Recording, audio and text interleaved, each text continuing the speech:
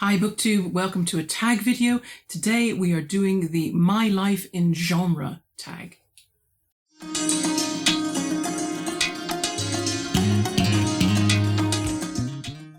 The original tag was created by Lectin at Reading from the Depths, or as his channel name is, A Rock in Samsara.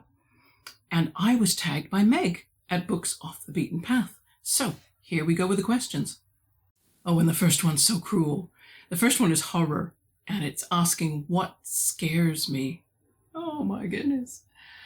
You know, my life is probably a story, really. You could sum up my life as like being constantly afraid and anxious. I was that kind of kid. I was a scaredy cat as far back as I can remember. It was because of fear that I was kind of slow learning how to ride a bicycle. I didn't want to get up and speak in public. I didn't want to learn to dance or drive a car. I didn't want to learn how to ice skate or water ski or visit a dentist or ride a motorbike. Now, some of these things I can do now, but I don't do them brilliantly, I wouldn't say. Some I did and I failed, and fear was the cause of that failure. And some I did a few times and I survived, but I didn't try again. And some I have to do, so I just grin and bear it. I am an arachnophobe. Might as well say that now. But my fear, here's how illogical phobias are, right? My fear of spiders is selective. If you're a spider and you make a web, I love you. You're fine. You can make that web anywhere you want. You can make it in my house. I'll ignore you. You can be one of those really skinny-legged spiders, you know. We call them daddy longlegs back in Canada, but daddy longlegs is a name that gets applied to very different kinds of insects. So we called spiders with long, skinny legs, daddy long legs. They don't bother me. Yep, not a problem. Not a problem. However, wolf spiders. Now, I can't even show, this is how bad my phobia is. I can't even go and get a photograph to put on screen to show you what I mean by a wolf spider because those photographs upset me so much. Sorry, everybody. But wolf spiders in temperate climates, they come indoors and they like houses, particularly in the autumn because they're looking for a place to lay eggs. The females do, and the females are larger than the males. And they have long legs, but they're hairier legs, fuzzier legs. I can't describe. At any rate, they terrify me. I don't know why. I don't know why. The only thing I can think is that I did not see a wolf spider until I was 6 years old because I grew up on the Canadian prairies and the weather is too dry for them. They like a temperate, slightly damp climate. So when we moved to the west coast of British Columbia, where it's a temperate rainforest, I had my first encounter with a wolf spider, and it seemed to make an impression on me. Maybe it was part of the stress of moving because we left a lot of extended family. You know, it was quite an, you know, it was a big process to move that far away. So maybe that's what it was. But as a result, I'm only afraid of a few types of spiders and tarantulas. Tarantulas, yeah, you know what? I can be in the same room with a tarantula in a tank, but I'm nervous the whole time. And no matter how much someone tries to persuade me, and someone did in York, there's a natural history museum where they will let you hold the tarantulas that they have there. And, you know, I watched loads of lovely little children hold tarantulas and enjoy themselves immensely. And I couldn't work up the courage to do it myself. Oh, that's enough of that. Let's go on to something else. Question 2 is about science fiction. And it wants to know, is there something that I've done that's beyond belief? That sounds, well, no, I don't think so. I think you'd believe, if I told you that I did it, I think you'd believe I'd done it. Or something you didn't think you could accomplish that you actually did. Okay. Or no, something you didn't think you could accomplish until you actually did it. Ew. See, I don't know. I'm a person that tends to live within my capabilities. It always amazes me when I hear people making, for example, TBR lists that assume that they're suddenly going to go from reading 4 books a month to reading 12. And I thought, no, you won't. You know, unless your life has changed, your life circumstances have changed. Your rate of reading books is your rate of reading books. You can maybe stretch it by 1 or 2 books, but you can't, you know, double it. It's very unlikely. And so I always think that's strange because when I set a TBR, it's with my own reading speed in mind, which I have proved to myself over years. And I stick with that. I don't push to something really, I don't overstretch myself. I don't tend to overcommit either. When I was trying to decide whether to leave Canada when I was in my early 20s and come to the UK. I suppose then I worried that it would be too much for me to make a life away from my family and the friends that I'd made in Canada.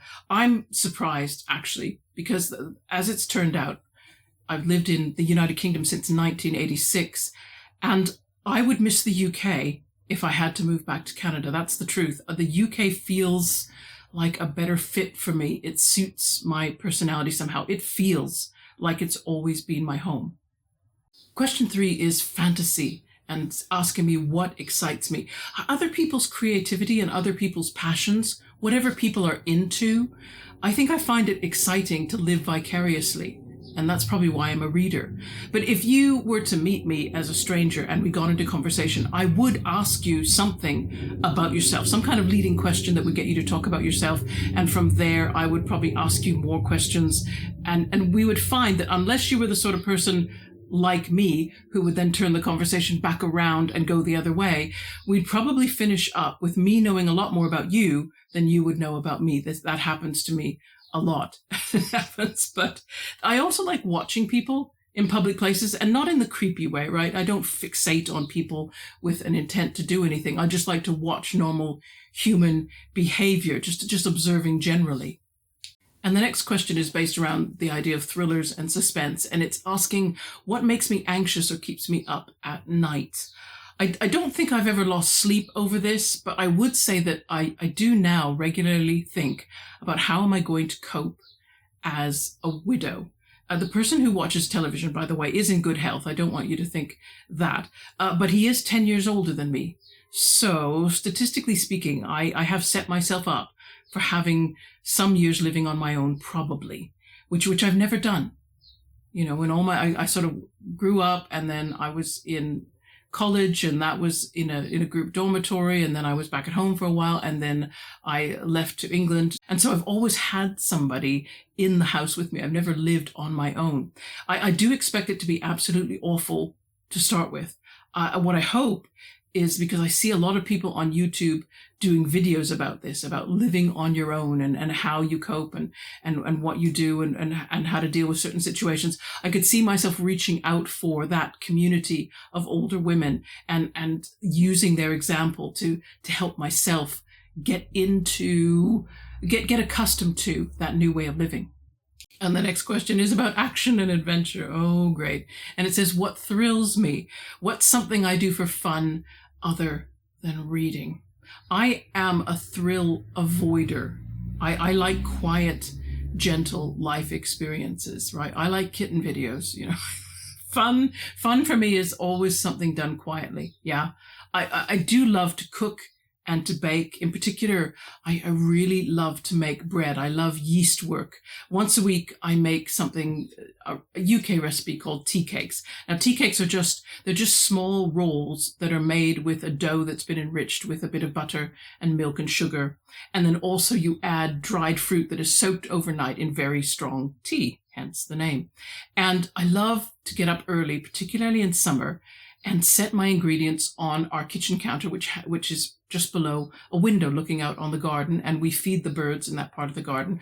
So that's the right time of the morning for the birds to be all out and feeding, and that's when I'm kneading and shaping this dough. And yeah, I don't know why that's the most satisfying experience. So I love meditative, quiet experiences. I do not go looking for anything that pushes me too much too often. And by the way, we toast and eat those tea cakes throughout the week. They're sort of our afternoon tea. I mean, in England, most people don't have a meal called afternoon tea, but very often you do stop sort of mid-afternoon to have a little something with a drink. So we kind of call it afternoon tea. And the next question is about mystery and crime, and it's asking me what aggravates me. Is there a problem you have to remedy every time it comes up? Housework. I hate housework. Apart from cooking and baking, I hate all other housework. And I don't remedy the problem every time it comes up, not as often as I should. I am not a terrible housekeeper, but I'm not really a great one either. I mean, look at my bookshelves, right? Are these the bookshelves of a fantastic housekeeper? No, they're not. Absolutely not. Thankfully, I don't have a garden that I have to look after, because if I did, it would be ugly, and even then I'd resent the amount of time I had to spend just to make it look slightly less ugly. The next question is about humor, and it asks what delights you or makes you laugh. Now, Dan at Ridiculous, he might be a little disappointed in me now. I'd never watched any Woody Allen film. Seriously, never. I knew of Woody Allen's reputation as a filmmaker, right? And I believed everyone who said his films are great, because they must know better than me. I took their word for it. But earlier today, I finally looked up some famous Woody Allen film clips. And maybe that's the problem. Maybe Woody Allen films, maybe they don't work as clips. Maybe I should watch the whole. But my response to the clips was actually mild irritation. The script, I listened to the beginning of Manhattan, where Woody Allen is doing the voiceover, and he keeps changing his mind about what he wants. I don't know. There was something about that opening remark that seemed too conscious of and slightly smug about how smart and funny the script was. And then that got my back up a bit. So I don't know. I'm not saying that that's the end of me and Woody Allen, but I've hardly even tried. I probably will watch a full-length film, and I know Dan has been mentioning Love and Death because it's a parody of War and Peace, so I think I have to watch that through. But I did watch clips, and again, yeah, the same thing happened with the clips. I just thought, no, this man would annoy me if I met him, and I don't know why, but I feel strongly that he would. But never mind. Maybe I think I would have liked them if I'd have watched them when they were made. There was something about the films that I could feel was of their time. I remember the 1970s, and there's something about the 70s. You recognize things that came from the 70s. You recognize their spirit, effectively, the way things were done, and the way that the things that were chosen to be said and how they got said. And I think if I'd have watched Woody Allen's films when he made them, I might have found them funnier. I think I might have done. But what I find funny, I find zany, surreal, nonsensical humor very funny. The stuff that is almost childlike. You don't really know where it's going to go next. I loved Monty Python. I loved Shooting Stars, which was a program, Bob Mortimer. And, I didn't prepare for this, but I like nonsensical humor. Leonora Carrington's book, The Hearing Trumpet, that crazy, zany, where are we going now kind of humor. I love that. And not so much because I find it funny, but because I'm curious. I just want to know, where is this going to go? Where are we going to end up? Oh, the next question. The next question is about romance, and it's asking me, what is my platonic or romantic love language? And I was laughing to myself going, do my housework. That's not a joke answer, right? If not housework, then practical help of some kind, clearing up something messy, or in the UK, if we have large items that need to be discarded, there's no street collection for that. You can either put in a request with the local council to come pick it up and you pay for that service, or you have to load the item or items into a vehicle and take them to one of our local recycling centers and then unload it and discard it yourself. And I always end up with that job, and I hate it. I really hate it. And since COVID lockdown, all the recycling centers seem to have a backup. So you end up waiting with your car in a lineup to get to the place where you can unload it before you can go on home. So yeah, and because I hate that, I always wish somebody else would do that for me. I also have mentioned, I think in another video, that I hate driving. I do it because I have to do it. But in my fantasy world, I would have a driver. Yeah. So my love language is 100% practical, right? I would choose do the vacuuming over give me flowers any day. Yay. The next question's about nonfiction. Yeah. And it says, what inspires or motivates me? Learning something new. Absolutely. Learning something new, and then trying to digest the knowledge so that I can pass it on in some way. Nothing gets under my skin faster, as you probably know, than discovering that I've got a gap in my knowledge, that somebody starts talking about a subject and I think, what? I don't know I don't like not knowing anything. I don't mind knowing just a little bit, but not knowing nothing is just unacceptable. And the only times that I get excited and want to make noise are when I have new knowledge or I've digested some new ideas based on my knowledge and I'm trying to organize my thoughts. And that's where BookTube BookTube has probably saved the person who watches television, because otherwise he gets his ear chewed off by me every time I finish a book, because I have to tell him everything that's on my mind, everything that's bubbled up as a result of doing that reading. I like this question as well. It's about anti-normative fiction. I'm not sure I do know what that is. I've read a couple of things, I suppose, that qualify as that. But the question anyway is, in which areas of your life do you swim against the stream? This is one of those questions that for me, I think you should just turn it around and go, is there anything you do that everybody else does like you're supposed to? Because maybe it's not so much that I swim against the current. I don't think that's true. Really, it's often that I turn up to swim after everybody else is getting out of the water and they're going to do something else. Yeah, I think that's the better way of putting it. I'm out of sync all the time, like somebody who has no rhythm and they're trying to dance. Whatever I'm trying to do, somebody else did it ages ago, and now all of a sudden I come along all excited because I've just done it. It's like I'm 5 or 6 when in fact I'm going to be 62 soon. Oh. And the next question is about another favorite literary fiction, and it wants to know, what is something that I like to take my time with? I like to take my time with everything. If I could, I can't always. I hurry because it's the only way I can finish the boring stuff in life and make time for the things that I love to do slowly. 1970s humor, that might be, no longer having the effect on me that it used to, but I would love to live at a 1970s pace. I just finished reading Stolen Focus by Johann Hari, and he was able, because of his job, to take 3 months where he went to a cottage in Rhode Island. It had Wi-Fi, but what he did was he took devices that couldn't use the Wi-Fi. So he took a dumb phone and he took a laptop that was so old that the only way it could connect to the internet was via dial-up modem. It was that sort of vintage. And that's the only technology he took with him. And so he was off social media, away from technology. He did all his reading of paper books, and he wrote, and he went and saw people and did things out of doors. He lived that kind of an existence. And all I kept thinking was, I'd really love to try that. Maybe I would find it harder than I think, because it's amazing how accustomed I have gotten to having the technology when I do want it.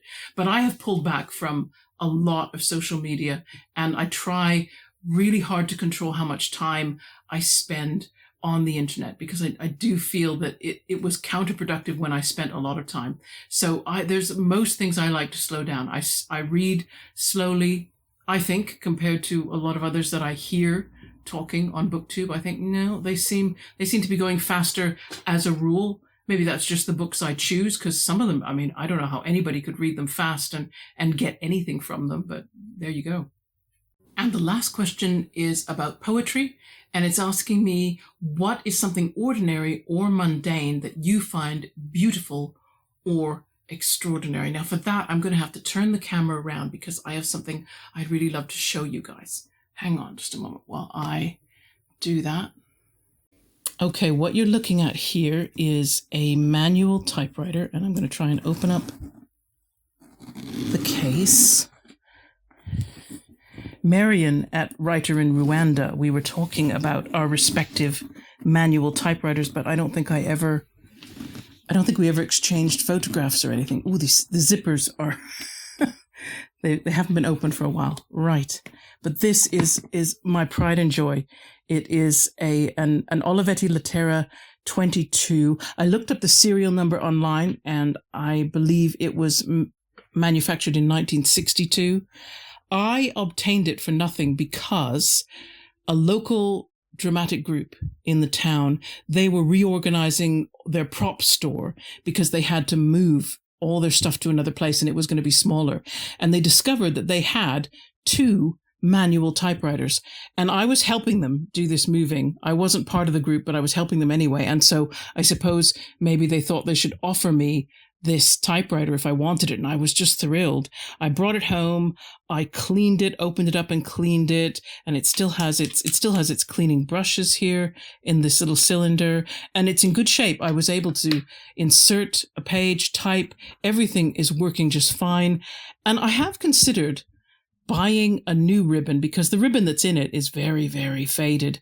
But I thought it's easy to buy ribbons for these things, which is fantastic.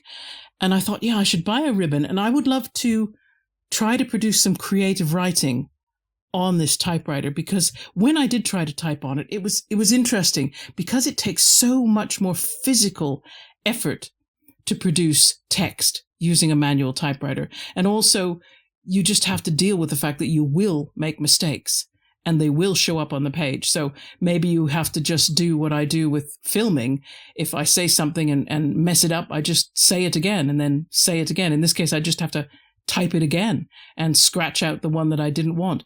But I've wondered how it might change or affect the prose that I created if I use this instead of a word processor. Just wondering. And that's the tag done. Again, because I'm running so behind and people have done this tag. Oh, I don't even know who hasn't been tagged. So I'm not even going to make the effort. I'm going to shout out to my usual two, Joseph Francis Burton, Marion H. If you want to do a version, go for it. Your usual is just fine. I will definitely watch it.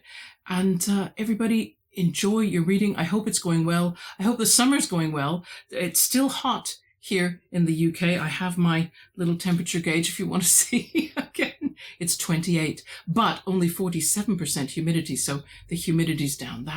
That's a blessing, frankly. Okay, everyone. See you again in a few days' time. Take care. Bye-bye.